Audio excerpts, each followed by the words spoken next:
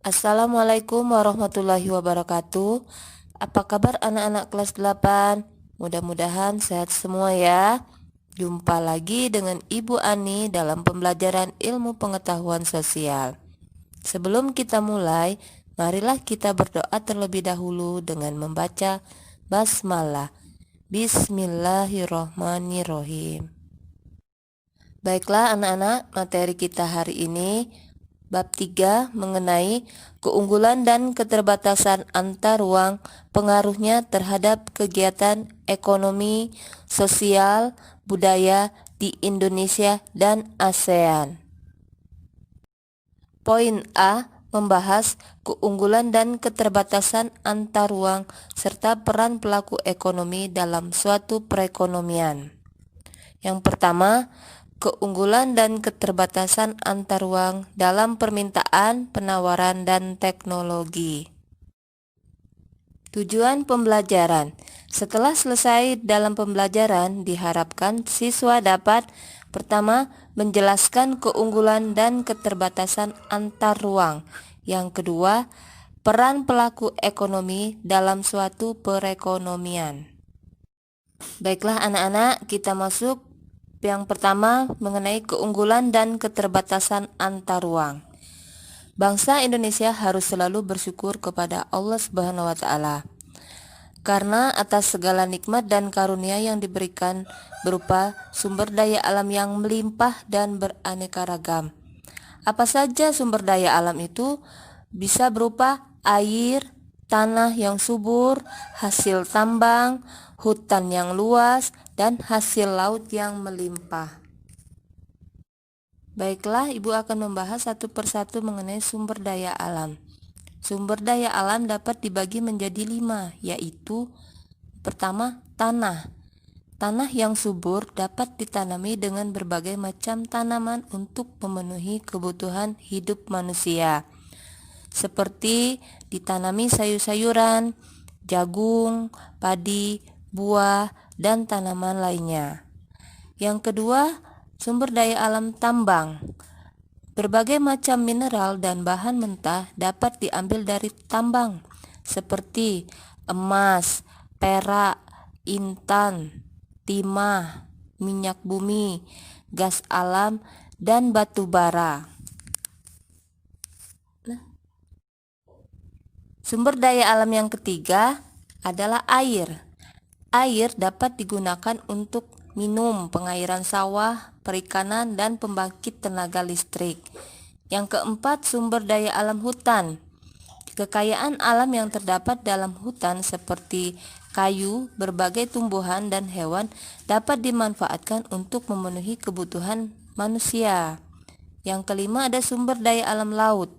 Jadi kekayaan yang terdapat dalam laut seperti ikan, udang, cumi-cumi, kerang, dan hasil laut lainnya dapat dimanfaatkan untuk memenuhi kebutuhan manusia. Setiap daerah memiliki keunggulan dan keterbatasan sumber daya alam yang berbeda-beda, tergantung potensi alam yang dimiliki oleh setiap daerah. Contohnya, Jawa Barat daerah penghasil beras, susu, teh, dan kertas. Papua daerah penghasil minyak bumi, emas, kayu gelondongan, dan kayu lapis. Sedangkan Lampung daerah penghasil kopi, sapi potong, dan tapioka. Tidak ada satu daerah manapun yang dapat memenuhi semua kebutuhannya, maka perlu disediakan barang atau produk dari daerah lain. Dengan memerlukannya barang dan produk dari daerah lain, hal ini akan menimbulkan terjadinya permintaan dan penawaran antar daerah, tergantung pada kebutuhan daerahnya masing-masing. Dengan demikian, terjadilah kegiatan ekonomi, yaitu aktivitas perdagangan antar daerah. Kegiatan perdagangan itu dapat terjadi dalam satu daerah, misalnya antar daerah Garut dengan Cianjur. Terus perdagangan juga dapat terjadi antar daerah, misalnya Jawa Barat dengan Jawa Tengah. Perdagangan itu bisa terjadi antar pulau, misalnya antar Pulau Sumatera dengan Pulau Jawa. Dan kegiatan perdagangan itu juga dapat terjadi antar negara, misalnya negara Indonesia dengan Singapura. Jadi, keunggulan dan keterbatasan potensi dan sumber daya alam setiap daerah itu akan menimbulkan permintaan dan penawaran barang dan produk antar daerah. Maka akan terjadi perdagangan antar daerah, antar pulau, dan antar negara. Sampai di sini bisa dipahami ya anak-anak? Daerah Jawa Barat penghasil beras, daerah Lampung penghasil kopi.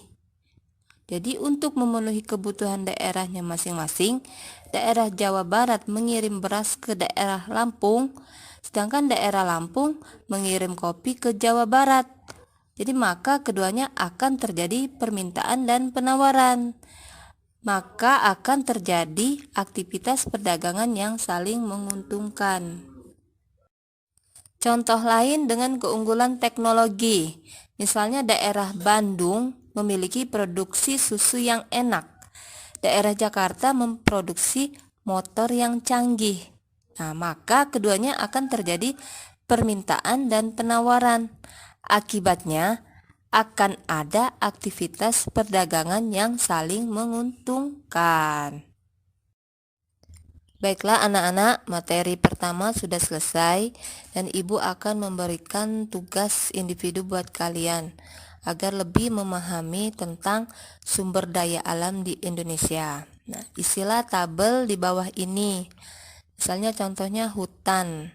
Hutan tuh daerah penghasilnya misalnya Papua atau Kalimantan.